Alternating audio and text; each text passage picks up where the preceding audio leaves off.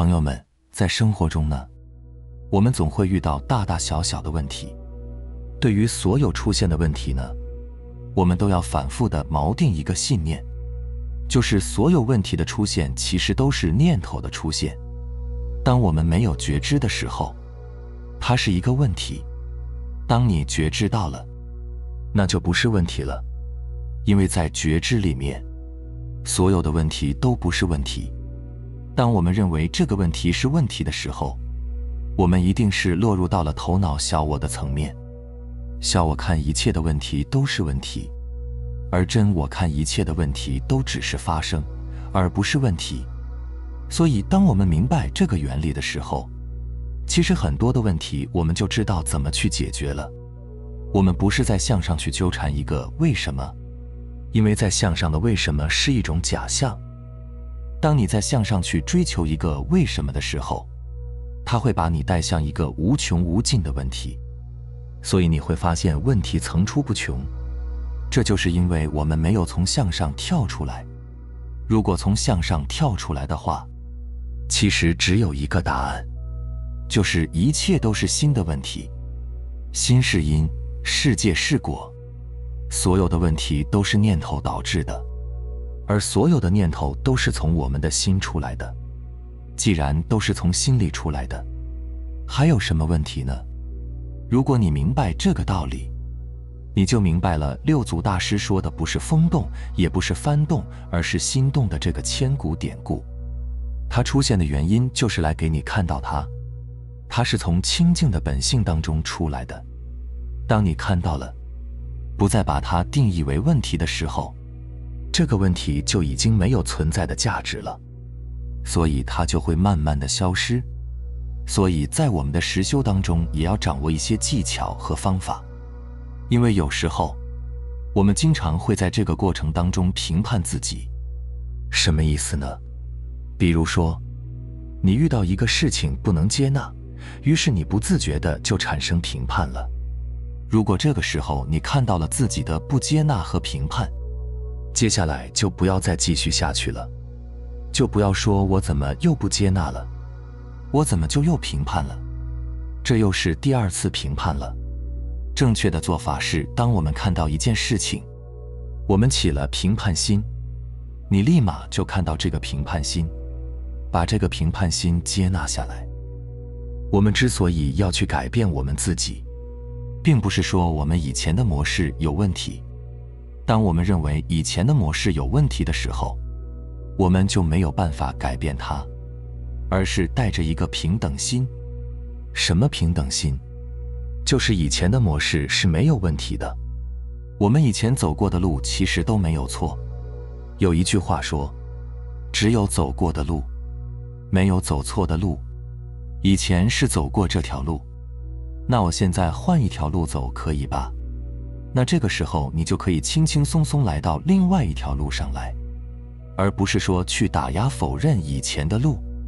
当你打压否认以前的自己的时候，你就会打压否定别人。所以接纳你以前所有的习气，或者说毛病，或者说你的生活方式，都把它接纳下来，因为它根本就没有问题。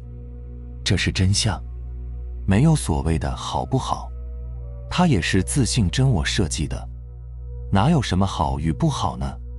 所谓的不评判，就是既不评判别人，也不评判自己，既不评判我们的现在，也不评判我们的过去，也不评判我们的未来。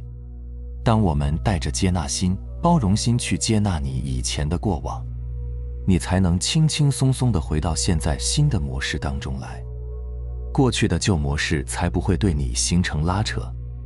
但当你去抗拒、评判以前的模式之后，那么你以前的模式就会对你形成拉扯，就不会轻易让你走，所以你就永远都走不出来。一旦你对你以前的旧有模式都以一个包容心去看到它，看到它背后的清净光明，他就知道你已经看到真相了，所以他就再也不会来干扰你了，因为他的目的已经达到了。他的目的就是让你觉醒，你不评判他，就已经走在觉醒的路上了。所以它就会走。如果你去抗拒以前的模式，去评判以前的模式，就表示你没有觉醒，表示你还在分别。只要你分别你以前的模式，你必定会分别你以外的那些人，因为很多人还是活在以前的那个模式当中。你不接纳，那就代表你不接纳现在那些人，所以你就没有办法跟这些人互动，没有办法以一个平等心去跟他们相处，所以你跟他们就会起冲突，还是陷入一种二元对立当中。你以前的模式还没有变，问题就在这个地方。所以要接纳，无条件的接纳，就算你的习气来了也没有问题。所以说我们要明白一个点，就是你觉知到了后，无条件的去接纳下来，允许下来，这个就是走在觉醒的路上。而这个包容和允许它是没有条件的，就像虚空，它接纳万物有条件吗？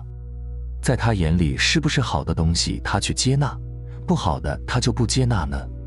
不是的。在这个空中，一朵鲜花他接纳，一团大便他也接纳，一朵祥云他也接纳，一声暴雷他也接纳，好人他也接纳，坏人他也接纳，在他这里没有分别。所以当我们全然允许接纳的时候，其实你已经回到道了，回到空了。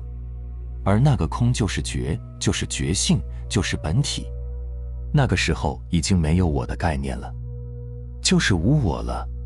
每当我们全然的觉知、接纳、包容下来的时候，我们自然而然就跟真我合一了。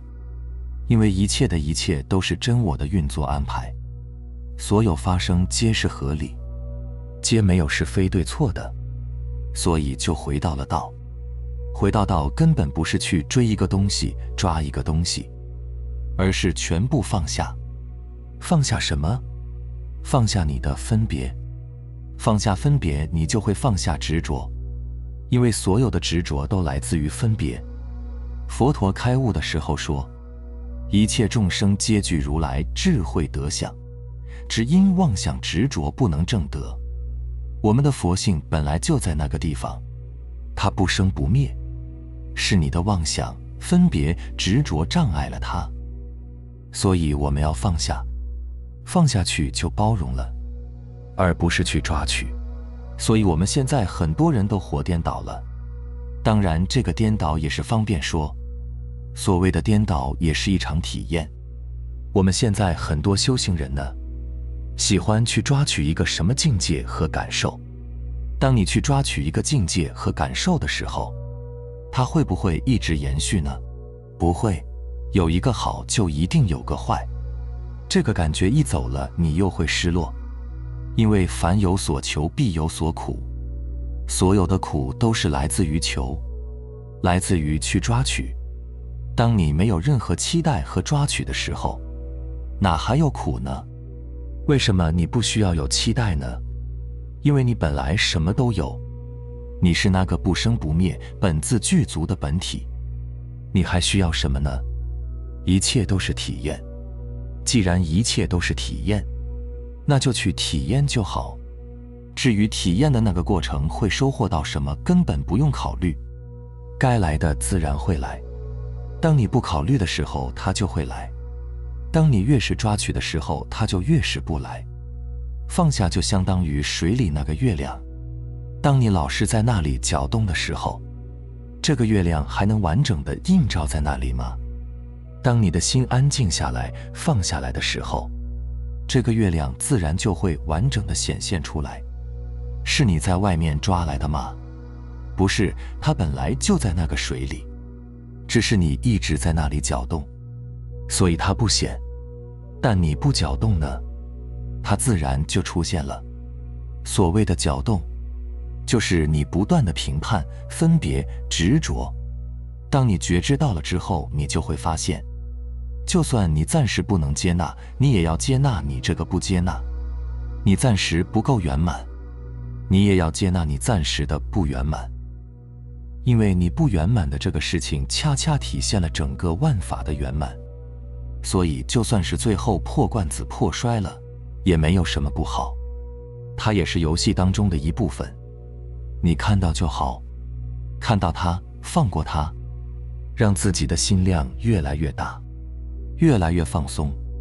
其实我们修行的过程是给自己松绑的一个过程，放下一切的认知评判，你在觉知当中去看，一切都没有问题。当你一切都没有问题的时候，你就没有问题。因为当你看一切都没有问题的时候，你接纳整个世界。当你接纳整个世界的时候，整个世界就是极乐世界。因为你接纳它，就不会对你造成干扰了。给我们造成干扰的原因，就是我们的不接纳，我们的抗拒。当你不抗拒，哪来的烦恼呢？你只是去看见，去体验，一切了了分明，但了无分别，一切清清楚楚，但丝毫没有二心。你的生活该是什么样子就是什么样子，你该喜喜，该怒怒，该哭哭，该笑笑，你该上班上班，该下班下班，该干什么干什么。所以我们为什么要一直说觉知，说关照？为观一法，总摄诸法。心经里说照见五蕴皆空，不断的关照，最后就会照见五蕴皆空。什么叫五蕴皆空？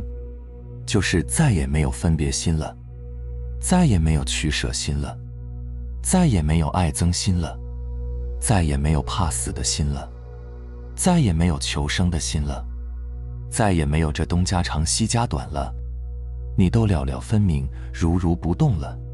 这个时候不是度一切苦厄了吗？哪还有痛苦呢？明白了吗？好了，非常感谢你能看到这里，希望能对你有所触动和启发。我们下期再见。